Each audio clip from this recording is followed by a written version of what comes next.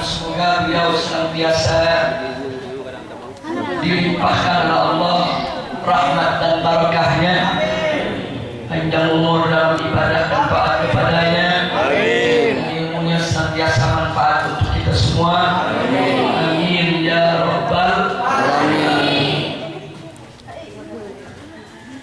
Satu kehormatan bagi saya pada kesempatan siang hari ini, dengan izin Allah Subhanahu wa Ta'ala, saya bersama rombongan kawan-kawan dari Jakarta bisa mampir ke tempat ini, dan juga satu kebanggaan bagi kami dalam kesempatan yang berbahagia ini kami bisa bersilaturahmi, bertatap muka, sekaligus juga bisa menyampaikan yang sepatutnya disampaikan. Mudah-mudahan pertemuan kita pada siang ini akan menjadi penyebab turunnya rahmat dan barakah. Barusan sama sudah kita dengarkan dari Sahibul Bait sambutannya yang singkat, padat, ringkas, jelas, penuh keharuan.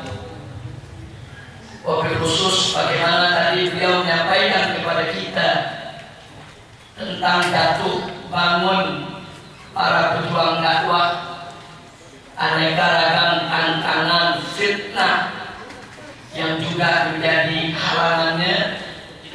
Maka dalam kesempatan ini, lewat waktu yang singkat ini, saya ingin mengingatkan diri saya dan semua saudara-saudara saya tentang bagaimana Allah Subhanahu wa Ta'ala menceritakan kepada kita tentang jatuh bangunnya perjuangan dakwah Nabi Muhammad sallallahu alaihi wasallam, di mana Allah ceritakan wallahu subhanahu wa ta'ala qala wa idh yamkuru bikal ladzina kafaru liyuthbituka aw yaqtuluka aw yukhrijuk wa yamkuruna wa yamkurullah wallahu khairul makirin. Sadaqallahul azim.